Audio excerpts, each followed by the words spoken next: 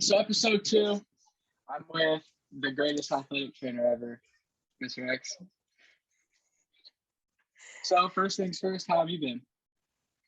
I'm pretty good. I'm just trying to stay healthy, doing what I got to do, dealing with kids. So dealing with athletes, getting them back to play.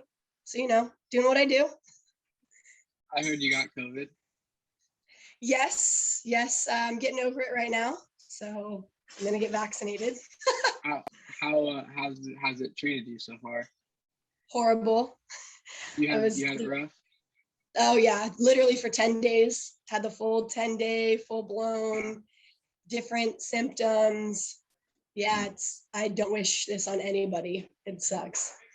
Yeah, I mean, I had COVID, let's see, how long ago? Sometime in August. And, I didn't feel anything, to be honest. But I also, I was working out. I was still training. I was doing everything. But my mom tested positive, and I don't go anywhere. So I'm like, okay, I'm going to test. And then she's like, oh, you're positive as well. So then I started taking like vitamin D and things like that, and really like amping up my vitamin regimen. And so I think that had a lot to do with it. I took like a lot of the emergency vitamin C packets and a lot. So the only thing is that I've struggled with is brain fog. Like I just feel like now more than ever, like I can't focus, like I'm forgetting stuff more than like I used to, which is like a thing linked to COVID. Wow. Yeah, no, I definitely have the symptoms, but I don't feel like anything of that sort, but who knows what I'm going to feel in the future. My heart's kind of weird, but I'm getting that actually checked out by a cardiologist soon. So anyways. Yeah. And have you heard about the whole ivermectin thing? The whole what? Ivermectin? No. Okay. So long story short, Joe Rogan, this whole COVID thing, it gets real political as anything. But so Joe Rogan, as you know, I'm a big Joe Rogan fan. And so I listen to a lot of his podcasts, especially with doctors, which is a lot. I learned a lot. And so Joe Rogan got COVID. And there's this, it's horse dewormer, but it's cured river blindness. It's a antifungal, antiviral, inflammatory. Like this thing seems like it's the all hail like drug, right? Extremely cheap to make, and everything like that. And Joe Rogan took it. He got COVID. He had a rough couple of days, and then he started taking it. After 3 days, he didn't feel a thing, and after 7, he tested negative. So ivermectin, and then obviously Joe Rogan gets slandered by a lot of different news networks saying horse dewormer and things like that, but it's prescribed by a doctor. And so I'm a big ivermectin guy. And it's also like great for athletes too. Like Joe Rogan takes it like once every 2 weeks, and it helps with inflammatory things like that, but you can't find it now because of how political it is. Oh, geez. It does sound like a miracle, though. Yeah, I knew that. I would take it. Yeah. Yeah. And the same guy, he's a professor at Cal Berkeley. There was actually some recovery things, and I'm big into recovery. And so I actually found this really cool. So, well, there's multiple things. Sleep. I'll start in the sleep department. The sleep department, when you go to sleep, a lot of to go to sleep, your body starts to cool down. So around 5 o'clock, 6 o'clock, this is why circadian rhythm is so important. Another reason why, anyway, is because around 5, 6 o'clock, your body starts to cool down. And that helps you go to sleep as your body cools. Mm-hmm. And so what he recommends, and if your body, like you're a night owl, is to take like a extremely warm shower, and then then your body will cool down. And he says that, obviously that sounds like you're contradicting yourself, but when you warm your body up, it starts wanting to cool down. That makes sense. Yeah, no, because therefore you wouldn't want to sleep. Right. So you want to take a warm shower, so then your body starts really like wanting to cool down. So then you cool down faster. And rather than if you take a colder shower, your body's going to want to heat up. And then on that same topic, there's this thing. So you know how athletes put like cold neck towels around their neck? Yeah. That's awful. That's the worst thing you can do, because it cools the blood going to the brain, which therefore makes the brain think that your body's cool, and it just heats you up more. And he did a study with 2 49er athletes. Of cooling properly. So what you're supposed to do is you're supposed to put your hands in cold water or your feet in cold water, and it'll cool you down. And so they did like a set of like 40 dips, and then cooled, just like, took like, time off. And then they did a set of 40 dips with recovery properly. So cooling down properly, hands and feet in cold water. They exceeded 40 dips every single time. Like they did it quicker, faster, and they did more. They felt like they could do more. And the science behind it is, so when you're working out and you hit failure, that's because there's an enzyme called pyruvate kinase, which is what turns ATP into energy for the muscle. Once your muscle heats up, pyruvate kinase doesn't work, which means it's not getting energy, which means you can't do it. So it's not because you can't lift the weight anymore, because your muscles are heating up, and that's why it's so important to cool down in between sets. Interesting, because I just bought I just ordered a thing, like the cooling towels for like the summertime, because I had a lot of heat exhaustion, like in a heat illness over the summer, lots of throwing up, dizziness, this and that. Yeah. And so I would, take ice bags, armpits, groin, neck area, cool the body down.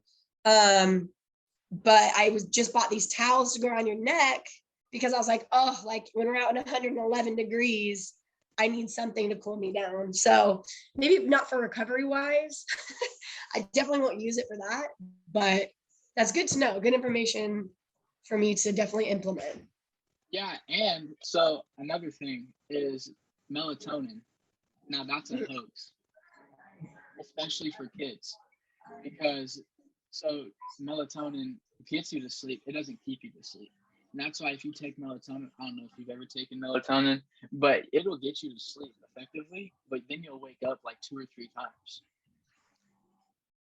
And so, and it throws off the enzyme or the hormonal balances in kids. That's why kids now, like in this current age demographic, like from like 2007 to 2014, those kids aren't hitting puberty as effectively as kids before them, because their parents are like, oh, melatonin, my kid's staying up, melatonin, and that's throwing off their chemical imbalances. So now, they still have squeaky voices and they're in the 8th grade, and they're not growing, they're not hitting puberty, things like that. So melatonin, don't do it. Instead, there's 3 chemicals that you can get. I've tried it, it works. So magnesium threonate, apigenin, and theanine. They're all pills. And you just mix it. Like Andrew Huberman is the professor's name. He professes things. He's not a scientist. That's what he says. And so he's done it, and it's a thing that your body won't get reliant on it like it will melatonin, where you have to slowly add doses. It doesn't get reliant on it. But I think it's just because it's not like you're not dealing with hormones, you're dealing with suppressing the brain. And it's the only thing is he said you're gonna get really intense dreams. So if you don't deal with like intense dreams, which I like them, like intense dreams are good. But yeah, so really intense dreams, but you stay sleepy, your quality of sleep rises, and you also tried it on the same athletes, and they were also recovering better. Huh. Interesting stuff. Okay. Interesting. Yeah, because I like a lot of kids are like, they even say here, they'll be like, oh yeah, melatonin, I'm like, I've just never believed in like sleeping aids like that. I just try to always go more natural, but I mean, hey, you're the researcher here. And if you're doing it yourself, I like that. I'm huge into I'm huge into recovery. And so, and sleep's a huge part of recovery. If you want it, you're not going to recover if you don't sleep. Absolutely. Sleep's a huge recovery tool. And another thing is, so they tried this on Dolphins athletes, like Dolphins football players. Okay. It's about your diet. Another great thing in recovery. Meat eating meat, like, is awful. You're not supposed to eat meat. Like humans, this is such a thing. Oh yeah. I'm like 90% vegan at this point. I can't go 100% just because I gotta have I eat chicken and rice a lot just to keep the diet on fleek. But other stuff just gets boring. So I have to have some sort of meat. But I'm 90% vegan. Anything vegan, I try. I just have to do it because here's why. So the lining of your blood vessels, what's it called? Endothelium. Your endothelium, the lining of the blood vessel, is supposed to constrict and dilate due to, if you're working out, it's obviously going to dilate. You need more blood to your muscles, or oxygen. And if contrary to that, when you're just laying in your bed going to sleep, it's going to dilate or it's going to constrict. And so if you eat meat, the endothelium health, it's like they pull the blood and then they put it in the thing and it spins the blood and then you have plasma. It's like a centrifuge thing. Yes, yeah. Yes. Okay. So vegan, it's clear. And that's what you want. If your endothelium's healthy, it's clear. After they ate, and they tried this with a pork fajita, a chicken fajita, a steak fajita, and then there was a fourth meat. It was some weird meat. Okay. Turkey. I think it was turkey. And they all did it. And then they pulled their blood, spinned it, all foggy. Then they gave them all black bean. I'm not a beans guy, so that's another reason why I can't go vegan fully because I hate beans. But they gave them fajitas and stuff. And then they did it clear. And so obviously that's going to translate into better performance because if your blood vessels are dilating and constricting properly, then you have more cardio and you can work harder. And I've also tried it. So I went vegan, and this is 48 hours. So 48 hours. I typically like to. So when I train a hardcore training session, then I will go 48 hours vegan, and then hit the training session. I feel way better. I feel like I'm quicker, faster, more explosive in everything, in all movements of life. So that's that. And you can fact check me. When you're bored on Netflix, there's a documentary about it, and that's where I got this information from. And vegan can also reverse heart disease. Yes, I know I definitely have watched some documentaries on Netflix, and the reasoning that they give behind veganism and why we shouldn't be eating meat and all this stuff, there are definitely aspects that I agree with, but just getting people to stop eating meat is, think about our hunters and gatherers. What do? They gather their nuts and berries and things, but then they went out and hunted meat and things like that. So I mean, if I could go vegan, of course I could go vegan, but like you, I have my reservations. There's things that, I've gone dairy free. I've really tried to when I've noticed, when I get off of dairy, I feel a lot better. Things like that. I try not to eat as much red meat, but I'll go through my ups and downs, my roller coasters, things like that. And I've dabbled with certain, like the Whole30 method, no bread. I'm more of like a keto eater. I'm not like a strict keto diet, but I'm very much a keto eater, which is kind of bad because there's a lot of meats and fats and things and that. But yeah, I mean, we could talk about that all day.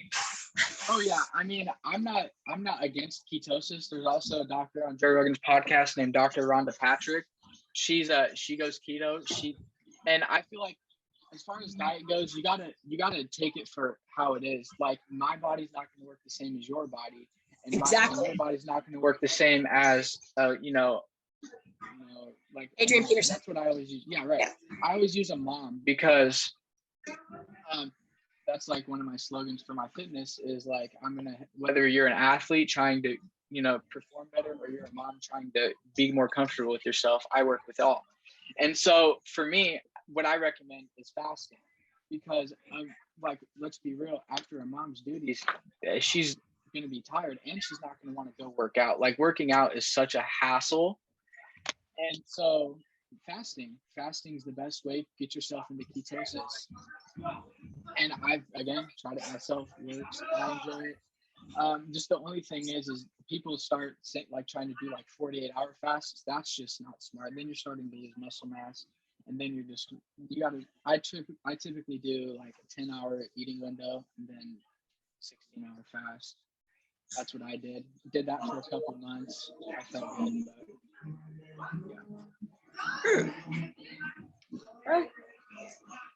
but there was something. I have my notebook right here, notes, and it's just hard to like find what I want here. Oh wait, here it is. It's called Game Changers on Netflix, by the way. Okay. And it's 6 to 7 hours. And one burger decreased your endothelium health by 27%. Beet juice. 4 games before anything exhausting, like wrestlers. I know you deal with wrestlers.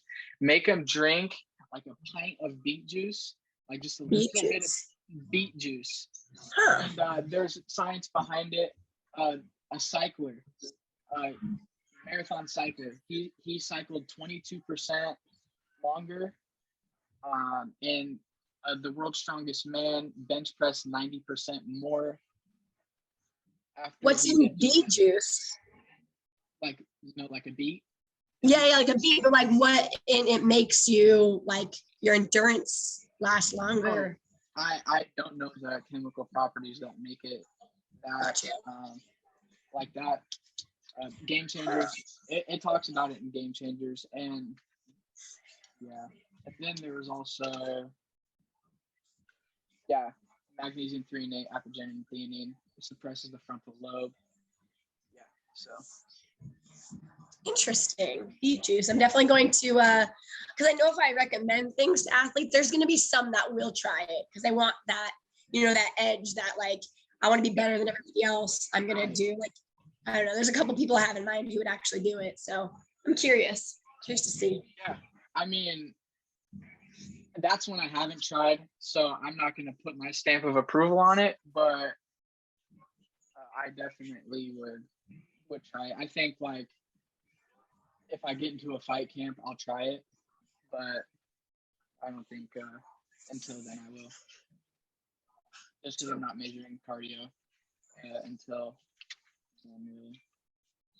Oh, and another thing. This is new. Okay. So okay. I'm sure you've heard of this. It's called Catapult. It's a vest for athletes. Literally, you just put it on over your shirt, and it has a monitor on it, and then you go on the app, and it's more so designed for soccer players, but they're starting to like evolve it and everything else. And it tracks. It goes around your chest. Movement. Yeah, it's just like literally a vest. Oh, okay, got you. I'm sure you've seen it. That sounds familiar. Yeah, and it tracks athletes' performance. I usually wear the heartbeat monitor when I ride the Peloton, or just anything really. But I feel like a vest, would be better, and it's cooler. It was just way more expensive. Yeah. Real expensive. Oh, I'm sure. But it I don't know. I like tracking my stuff because then I can really stamp my approval, especially when I'm putting together workouts for athletes. Oh my God. I have to like try stuff out and work with stuff because, I'm not going to give an athlete, I'm not going to promise them to jump higher and then give them it. And then, just give them a workout that's not going to help them jump higher. And I don't really believe in, as far as explosiveness goes, weight training is so far such a hoax. Resistance band, resistance is where it's at. Especially when you're trying to get faster and stronger, resistance band. And it's less stress on the muscles. I learned that in the TB12 course. I mean, that makes sense. It does make sense. You take B12? Do I take B12? Yeah, like you take like a shot. No, I mean, I have in the past, but no, I know. Do you take your omega-3 or omega-3 fatty acids? That's gonna tack on six extra years in your life. Oh, speaking of that, I can go on about this. Brain neurosurgeon, neurodoctor. He's really like renowned. He says that when he cuts into a brain for like a surgery for whatever reason, he can see swelling in all of our brains. And so our swelling is actually from eating meat because of enzymes in the stomach. And I don't know how it affects the brain, but he was like, vegan in our diet. The vegans who are proven to be vegan, and we know for a fact they're vegan, there's less swelling, which ultimately, improves brain quality, brain function. Meat eaters like Midwest guys who just love their beef, they are deeper into swelling, which slows down cognitive function. And so what he says is omega-3 fatty acids and trying to clean up your diet will lower the swelling. And I think I heard about like the eating meat and like brain swelling thing before. Yeah, and like after you drink a cup of milk, you just feel like so bloated, or like after a burger you just feel extremely bloated? That's because enzymes in your stomach. I'll find it's enzymes in your stomach. They're called. We're like not supposed to drink milk because it's baby food. We're not babies anymore. Right. There's. We don't need to like nurture and grow. Overproduce. Yeah. And they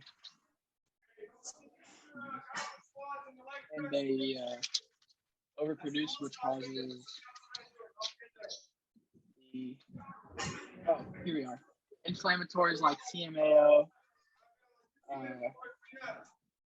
and it changes the microbiome in our gut, and the bacteria species shown as overproduced inflammatories, and meat improves and promotes inflammatory, and then obviously plants 64 times the antioxidants animal foods do, and they release it. And this is this is great for athletes.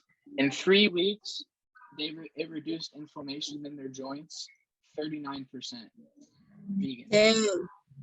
That's pretty good. Yeah. So I'm into vegan, but like I said, I can't go fully. Yeah, you're making me want to hop on that vegetable train.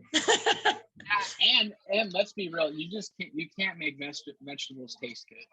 Like, you got ones that taste fine. Broccoli's okay if you like steam it. I love asparagus, but then you start like, asparagus is great. But then after that, it starts getting real slim.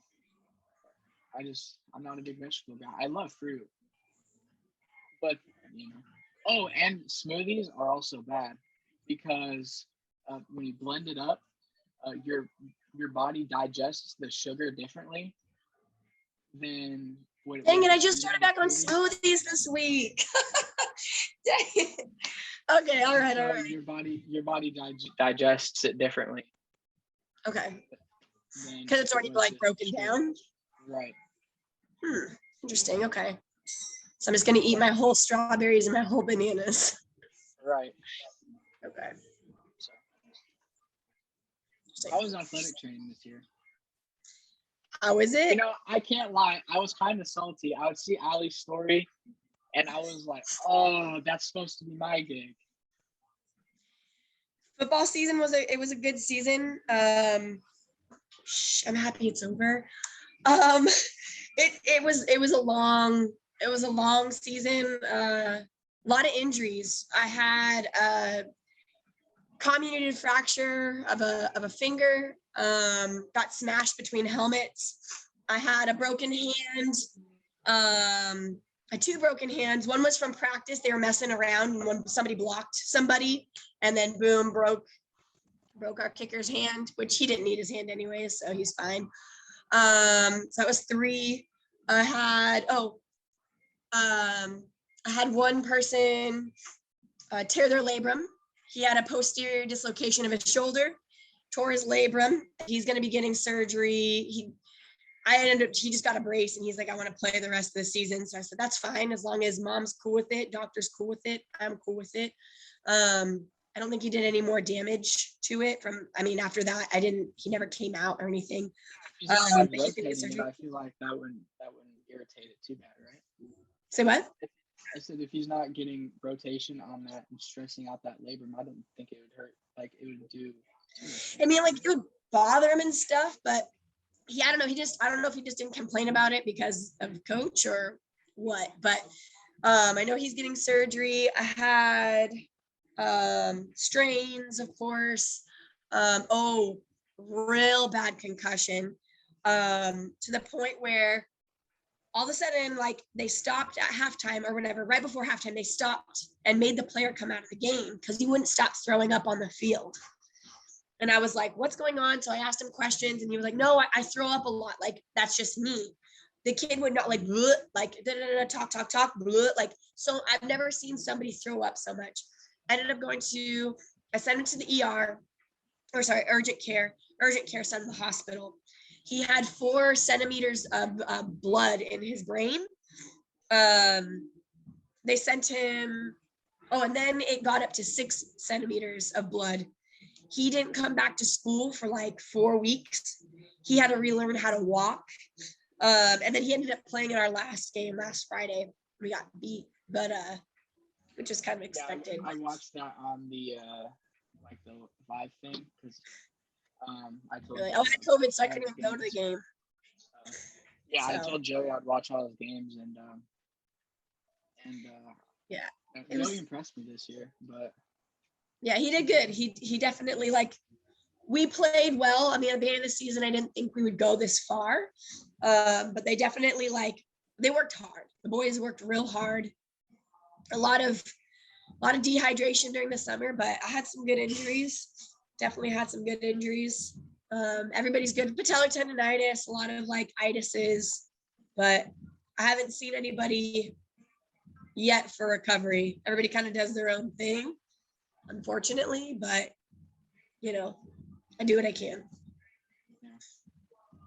Yeah. Oh, wow. That's 6 centimeters of blood. That's getting towards if he kept playing, that's getting near death.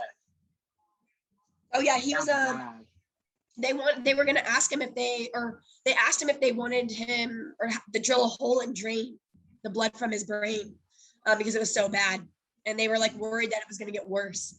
But he said, no, I want to do it the natural way. But he said it hurt. He was in pain. He was grinding his teeth so much because his head hurt so bad. And now he still gets he'll still get little flashes or headaches and things like that. He's definitely slowed down. He has brain fog. He's still recovering, but he wants to live a normal life. So I was like, hey, if you want to play this last game, play it, as long as dad's cool, I'm cool. We're all on the same page. So yeah, I mean, I remember when in 6th grade, I got knocked unconscious, and it was not nearly that bad, but I remember having headaches for 6 months. It hurts 6 months, and it was not nearly that bad. So I can't even imagine how long it's going to take. Oh yeah, I mean that was intense. Thank goodness I also had every home game I have a orthopedic doctor who works with us from Dr. Nielsen, and so I had one of the doctors there during that game, and I called it. I was like, he's going, and she's like, oh yeah, he's got post concussive symptoms because I guess he had gotten the concussion because it happened on a Friday night game, and he got the concussion on a Wednesday, but he never told me anything because he was just coming from a rotator cuff strain. So he was like, I don't want to, this is another thing, coaches can be intense about it. So he just didn't say anything. Well, yeah, and sometimes like when you're concussed, you just think you got your bell rung a little bit. Like I know for sure there's been a few times where I've gotten my bell rung and I could have very well been concussed, but I'm just like, wow, that one stung. Like I'm sure, I don't even know if he knew, like for sure he got concussed. Yeah, no, I'm sure Joey's been concussed and hasn't told me. Oh, for sure. And yeah, well, and he gets hit so much. Yeah. He's just a madman. That kid goes headfirst in every play. I'm like, can you stop using your head like literally like a spear? He's like, okay. I'm like, Joey, you're killing me. Yeah. He also said you know how to gritty now. Say what? He said you know how to gritty. I can't hear you. He said you know how to gritty. Oh yes, I learned. They taught me. That was a fun practice. I had a lot of fun that practice. Yeah, he said he was like he loved defensive periods because all he did was talk to you. I had to ask. I was like, what's this thing that the kids do all the time? They're on the field. And I'm like, I gotta learn. And then they started making fun of me. And then I did the sea walk. They say my sea walk's too structured. Whatever, guys, we made it. My crew made it. Anyways. Yeah. Have you been to Florida? Have you been to your alma mater since, when was that? May? I've been back to Florida? Yeah, to your alma mater. No, I was actually supposed to go this month, but for a friend's birthday. But no, I haven't been back. I'm gonna try to go to Florida, like probably in the springtime. I gotta visit. Just gotta check out FIU, check out my friends. Yeah, Florida has been because I don't really know where I want to go to college. That's like the only thing I don't have planned out, and so Florida sounds really nice. And Florida. I've actually been thinking about changing my career kind of a little bit. I know. I mean, athletic training, no, but the teaching side of it. Yeah. I'm getting a little burnt out. Again, this football season was it was just really tough. It's a lot of hours, double days, like 2-a-day practices sucked. Mm-hmm. Some of the coaching was rough sometimes and felt a little disrespected at times. So it just made me kind of like have to come back and be like, all right, Logan, what would you want to do? And I just feel like when you get in a career and you do it for a certain amount of years, a lot of people change their careers like in the middle of their life. So I don't know, sometimes if I were to do it all over again, I might go the route of like radiology or sonography and being like doing ultrasound with muscles and stuff like that. They make good money and it's a 2-year program. A $20,000 maybe program, $15,000 program, and you're making $70,000 a year. It's ridiculous.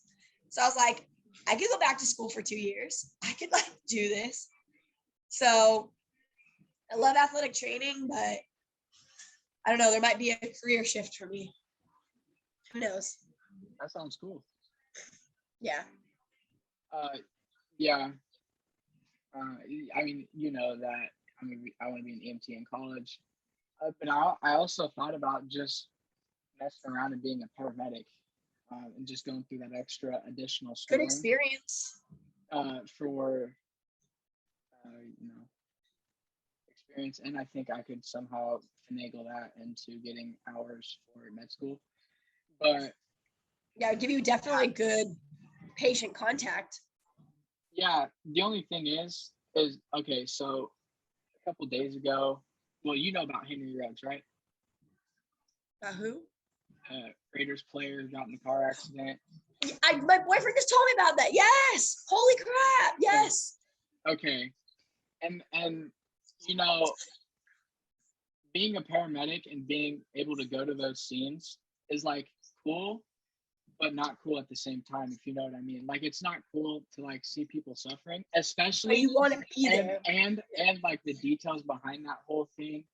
Like, oh dude, oh my, oh he's such a good kid. He's such a good kid. And nobody has a bad word to say about him. Such a good kid. He's just a dumb mistake. It's And when you do things like that, and he's young. It's like, and it sucks yeah, because like it's the young kids who were in Vegas. Let's go out and party. Let's get drunk, and then get behind a wheel. Like you can't make those decisions. You can't. right. And like I get it, you have a hot rod, but 156 is just not In a it. residential. I mean, I wasn't Yeah, thinking about like the girl. that What was the row. girl doing though at 3:30 in the morning? Was But she at the could have same been time, drunk too. She could have been going and getting like food. You never right? But know. at the same time, she had her dog, and for me, like if I'm gonna haul my dog around, that's a hassle. And you know, I don't know. I don't know. What Like are you doing at 3:30 in the morning with a 30. dog? That's what I'm saying. That's what I'm saying. Because at first, like that was my argument. I was like, okay, she was probably a nurse, somewhere just got off the shift at the hospital because it was right by the hospital. And so I was like, okay, she just got off of work, but with a dog, and it, kind of, it hurts me even more that he killed a dog. Like that No. sucks. And and it just haunts me that she was screaming for help. Oh, that just haunts me. And So I see. I I just didn't hear. know, I didn't like hear that detail. yeah. Oh no. So and it just like for me, if I'm gonna be dumb and I'm gonna do that, then I'm gonna go burn with that girl. And like if anything, she's gonna like I'll pull her out and stay in the car. Like that just pains me. But What a sobering and moment. as an NFL player, they specifically have free rides 24/7, and I didn't know this until then. Not to mention, you have a fat contract. Like he has so much money, I can't even tell you how much money. And then he's gonna show up to court in a wheelchair and a C collar. I don't know. I feel like that's being too much. And his girlfriend's getting backlash for it. But then there's a video that surfaced that there was like that's not the first time he's done it on that road. And she was like, "Come on, slow down, slow down, slow down." And she just got out of surgery, leg surgery. I think she had a bad leg injury. Well, I mean, if she had surgery, it's probably pretty bad. But yeah, Well, I mean, you mix alcohol, car, 156 miles per hour. It's going to be a deadly combo. Like it's just automatic. It's just automatic. Kind of like the whole Travis Scott freaking. I just read about that this morning. You're talking about the radio. I'm like, what's going on? And I looked it up. People just trampling each other, pressing each other, no oxygen. I mean, you have these combinations, you mix them together. It's not going to be good. It's not. So it's just unfortunate that it's so things unfortunate. happen. And nobody has a bad thing to say about the kid. I mean, Nick Saban, his college coach, he calls it how it is. He's like a great kid, stand-up kid. All of his roommates love him.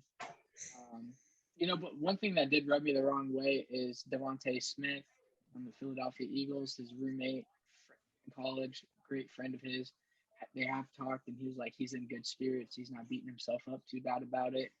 And then also, like, that's like, okay, good, good for you. But if I killed somebody, I don't think I'd be in good spirits. No, heck no. You just be like, what did I just do? Like that's something so real. That's got to be such a surreal feeling. I couldn't even imagine.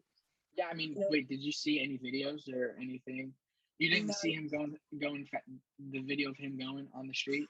No, my boyfriend though said, you see cars going like this and you see boom, Yeah. like it's Yeah. so fast. Yeah. And then there's a video of him crying on the side of the road after the fact.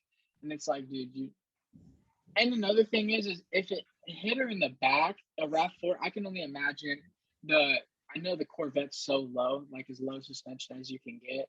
And then I know a RAV4 is like, It's a little higher higher. up. And so I don't know how it catches on fire and how it catches, like, I don't get that, but I don't know. I feel like if anything, it would kind of like act as like a ramp and then you like flip a few times kind of thing. But and even then I would, I don't know how you can sit there and cry when, you hear people screaming.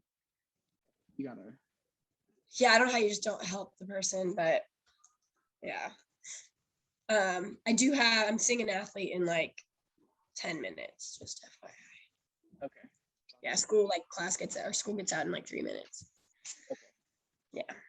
But yeah, so in the last, few minutes, do you just want to talk about how to become an athletic trainer, what it takes? What it takes to become an athletic trainer? So the route I went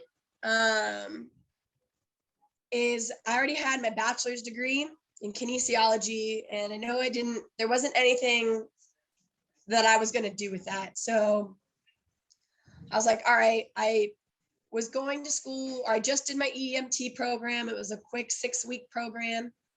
And I was studying for the NREMT, which is the National Registry exam. And while I was doing that, the whole reason why I did EMT is because I needed to get patient contact hours to become a physician's assistant. So on my whole journey to become a physician's assistant, that's how I ran in athletic training. So I went to my old high school and I was like, hey, I need to get some patient contact hours. I needed to get hands-on stuff.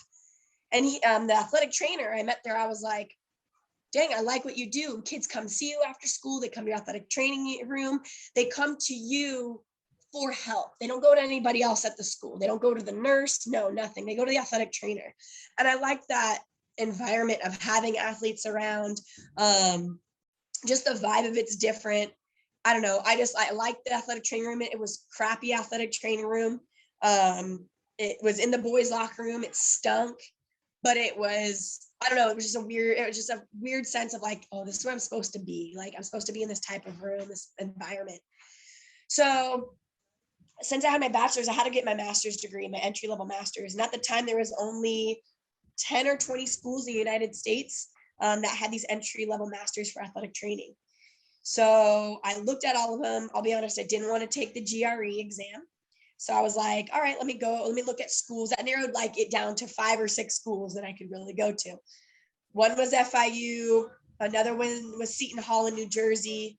There was one in Cali, but I don't like LA. So I was like, all right. I applied to Florida International University. I got in. It was a long application process.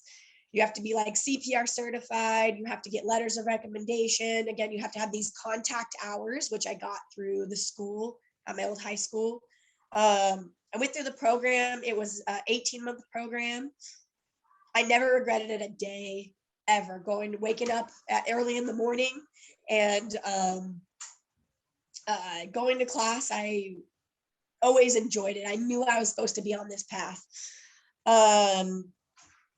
Once I got through the program, it was then landing the job. Obviously, you had to take your BOC certification test, which is 150 question exam on the computer test. You have to pass it, I believe, with a 75% or higher, 80% or higher. And so I passed it, and then it was looking for a job. And really that's the hardest thing because I don't have experience outside of my rotations in school or my internships. So once I was just working at a soccer tournament, just covering a soccer tournament. And because I did so well, the people who were putting on the tournament, it was a physical therapy clinic. And they said, hey, we really like what you're doing. I ended up that was one of my rotations in grad school. And he said, hey, I'm going to find a job for you. And that's how I got the job at SLAM. And ever since then, You have to keep up with your continuing education units. This year I have to submit 50. I've got 35 right now. So I got to go home and do my homework so I can continue doing what I do. In every state, there's a licensure piece except California. So for the state of Nevada, I have to every year pay a fee in order to keep my license in the state. So you have to be certified and keep your licensure. And that's pretty much how I got to where I am now. Now I'm building a sports medicine program. I'm the athletic trainer after school. And it's just really worked out for me. So I'm lucky. I really am lucky. But you hate the classroom these days. Say what? But you hate the classroom these days? Say what? I can't hear you. You hate the classroom these days? Close Classroom. What about my classroom? Hate it? What? You hate the classroom these days? I hate the classroom. Yeah. Yeah. Yeah, I mean, I don't hate it. It's just students are rough. Right. It's rough. That's what's really making me not want to teach. Can I say that? Because you're dealing with kids that don't necessarily want to be there. Yeah, I definitely I have behavioral problems with sophomores. Never had that issue before, but I think it's because these kids are just immature because they've been at home for a year. They don't know how to act. So it's rough, but I'm getting through it. I love my freshmen. They're fun. The freshmen are loud. They're excited. They're excited. Sports Med 1 is not excited. Sports Med 2, they're happy they're about to be out. They're actually changing the program. It's going to be a 2-year program. Yeah, you told me about that. So I was on the committee to get those standards, pretty much setting the standards for that 2-year program. So, yeah. Anyways.